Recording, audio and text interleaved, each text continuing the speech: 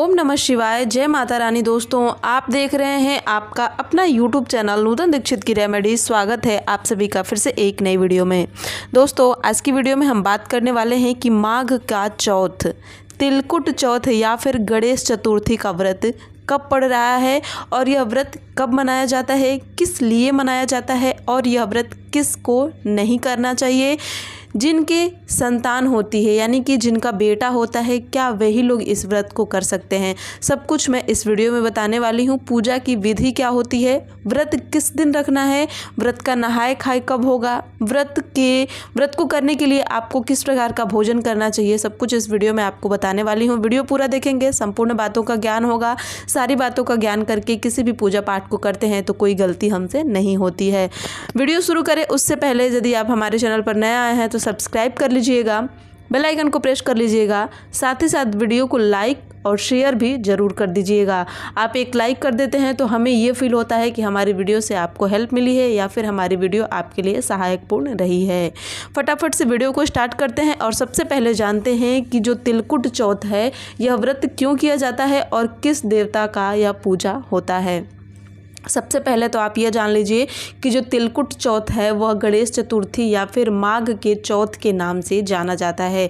सब लोग अनेक अनेक नाम से इस व्रत को जानते हैं। कहीं माघ का चौथ कहा जाता है, कहीं तिलकुट चौथ कहा जाता है, कहीं गणेश चौथ कहा जाता है, कहीं कुछ इस तरह से इस व्रत का नाम होता है। यह व्रत संतान की लंबी उम्र के लिए किया जाता है। जिस प्रकार से करवा चौथ का व्रत किया जाता है पति की लंबी उम्र के लिए, ठीक उसी प्रकार से इस व्रत को किया जाता है संतान की लंबी उम्र के लिए। अब बात यह है कि जिनकी संतान है यानी कि जिनको पुत्र है वही इस व्रत को कर सकते हैं। तो देखिए, ऐसा नियम, ऐसा विधि, ऐसा विधान किसी भी पंचांग में, किसी भी किताब में, किसी भी धर्म में इस बात को वर्णित नहीं किया गया है कि बेटे के लिए ही किसी भी व्रत को किया जाना चाहिए। इच्छा अनुसार, शक्ति अनुसार आप पुत्र हो या पुत्री हो, किसी की आयु के लिए इस व्रत को कर सकते हैं, किसी की सलामती के लिए इस व्रत को कर सकते हैं। यह पूर्णतः आपके ऊपर निर्भर करता है। अब बात करते हैं कि व्रत के नियम क्या होते हैं। तो सबसे पहले जान लीजिए कि जो यह व्रत है, यह व्रत पड़ा है 29 तारीख को, 29 जनवरी को दिन होगा सोमवार। 29 जनवरी दिन सोमवार के दिन इस व्रत को मनाया जाएगा और व्रत का जो नहाय खाए है वो होगा 28 जनवरी दिन रविवार के दिन। रविवार के दिन आपको अपना सिर धुलना है, सिर धुल के स्नान करना है और सिर धुलने के बाद आपको लहसुन और प्याज का सेवन नहीं करना है। रविवार के दिन, सोमवार के दिन आपको व्रत रहना है। वो यह व्रत निर्जला किया जाता है। जो लोग पहली बार व्रत की शुरुआत करना चाहते हैं, अगर उनके घर में सूतक या पातक नहीं है तो वह व्रत की शुरुआत निश्चिंत होकर कर सकते हैं, किसी प्रकार का दोष नहीं लगेगा।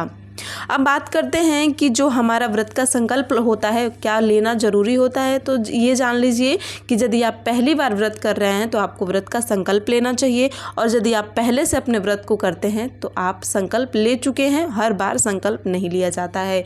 व्रत में काले तिल, अदरक और गुड़ और कोन की ज़रूरत होती है, जिसको शकरकंजी भी बोला जाता है, जिसको स्वीट पोटैटो कहा जाता है, इसके नाम से जाना जाता है। जो कोन होता है, तिल, गुड़, अदरक, कोन, पान का पत्ता, सुपारी, इन सभी सामग्री की आवश्यकता होती है इस व्रत में।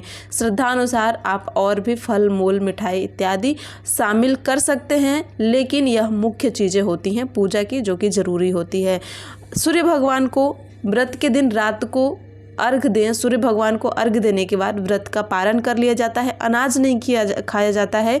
व्रत के पारण में फलाहार करके व्रत को खोला जाता है। उस फलाहार में आप दूध, चाय, जो शकरकंजी होती है, तिल, गुड़, इच्छा अनुसार कोई भी चीज़ खा सकते हैं, लेकिन अनाज और नमक नहीं खाया जाता है।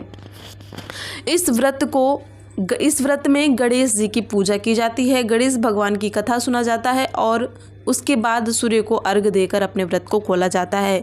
जिस दिन आपका व्रत का नहाय खाए होता है यानी कि 28 जनवरी दिन रविवार के दिन आपको शाम को साग, किसी भी प्रकार का, चाहे पालक का साग मिल जाए, बथुआ का साग हो, चने का हो, किसी भी चीज़ का साग जरूरी होता है खाना। और साग और रोटी मक्के की रोटी, गेहूं की रोटी, चावल के आटे की रोटी, जिस भी चीज़ की रोटी हो, रोटी और चने का साग आपको अपने किचन में साफ़ सुथरा अवश्य रख दें गणेश भगवान के लिए। माना जाता है कि इस दिन गणेश भगवान आते हैं आपके घर में भोजन करने के लिए, तो आप यह कार्य अवश्य करें। और अगले दिन आपको व्रत रहना है। शाम के समय जैसा कि मैंने बताया गणेश जी की पूजा करें रात को, उसके बाद सूर्य भगवान को अर्घ दें, फिर अपने व्रत को खोलें। तो यह जानकारी कैसी लगी कमेंट करके बताइएगा। वीडियो को लेके कोई भी आपके मन में सवाल है तो आप नीचे पूछ सकते हैं।